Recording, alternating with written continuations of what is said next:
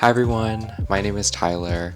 If you're new to my channel, welcome. I make content around my life living in New York City. In my last video, I talked about what it's like hunting for apartments in New York City. But in this video, I wanted to provide an overview of what it's like actually moving apartments within New York City. First, give you a couple pieces of advice that I've learned.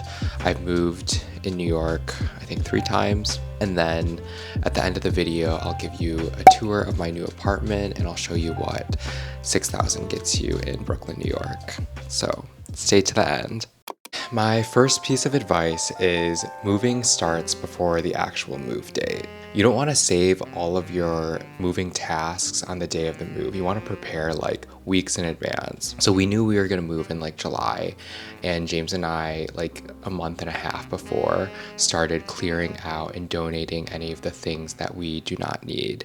This is our last week in our apartment. We're moving to Greenpoint. This apartment has been our home for 3 years and there's a lot of space, and the place that we're moving to is more expensive and a little bit smaller. I said, to Greenpoint we come. Greenpoint! Bye, Clinton Hill. And we've accumulated so much stuff over those 3 years that we don't use. So that includes like clothes, like random stuff in our living room, and it's obviously easier to move with less stuff. So we just wanted to clear out as much stuff as possible. And I found so many vintage relics. This is my first consulting computer. Body pillow. It's yellow, y'all. It's yellow. So many people drool have it on. A lot of the stuff that you might think is junk and you want to throw away, it's actually not junk and other people will want it. And so I posted a lot of stuff on Facebook Marketplace and I just marked it as free. And the amount of like people that would be interested and willing to pick it up, there was just so many people. Tip number 2 is hire a moving company. The first time I moved, I did not hire a moving company and I rented a U-Haul, and that was the worst idea. It was so stressful. I'm all about saving money, but I think when it comes to moving in New York City, it's definitely worth the added expense of hiring movers to help you. My recommendation is to reach out to at least 3 different places. Honestly, more is better, and just get quotes from the different moving companies. Tomorrow, our movers are coming. This is the state of our apartment. It's just a mattress on the ground. It's really sad. We spent 3 years here. Lots of memories were made. There's no way in hell we could have done this ourselves. I'm gonna try to wake up at 7:30 or 7, and we're gonna try to get this done in like 2 trips, but James thinks that's not possible. Wait, James, how many trips do you think it's gonna take tomorrow? It's definitely gonna take 4 trips. There's 40 boxes, 2 beds, a couch, a TV, 2 desks, luggages. So I reached out to 3 different moving companies to get quotes. The first company I reached out to was Piece of Cake Moving, and they were charging me $1,500 for the move. And for all of these quotes, I was doing the packing myself, and then the movers would wrap like the furniture and protective wrapping. The second company I reached out to was Roadway Moving, and they quoted me $2,100.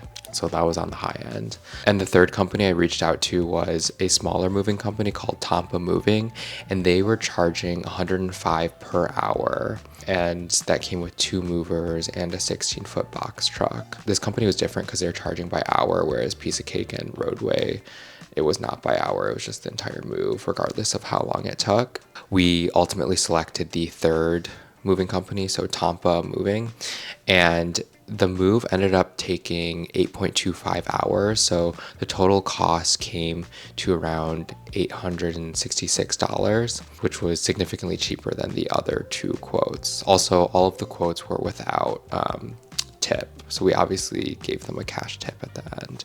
But I would recommend using this company, Tompa Moving. The movers were super friendly and they did a very good job moving our stuff and making sure nothing was damaged. Jayo to our strong movers tomorrow. Jayo, fighting! It's the day of our move, 7:30 a.m. The movers are coming in like 30 minutes and 99% of our boxes are packed.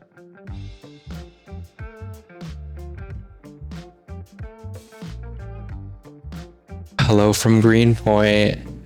I'm finally here. I actually rode with the movers. It's pretty funny. They drove me, they moved all the boxes, and then now they're going to get our furniture.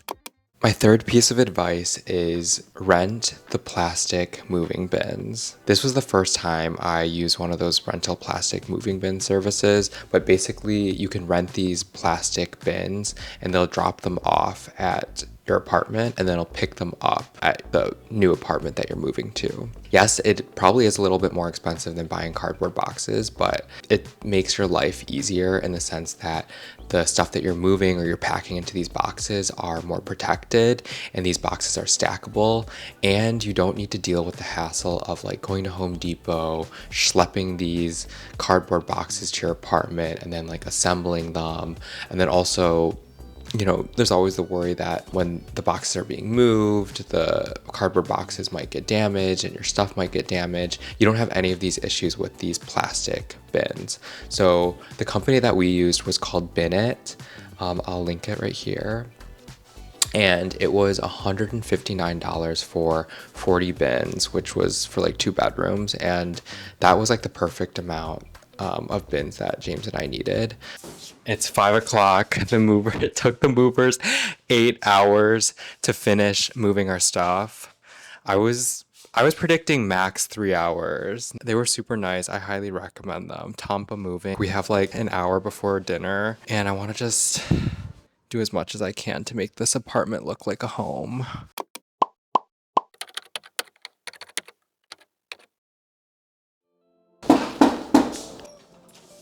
Hello.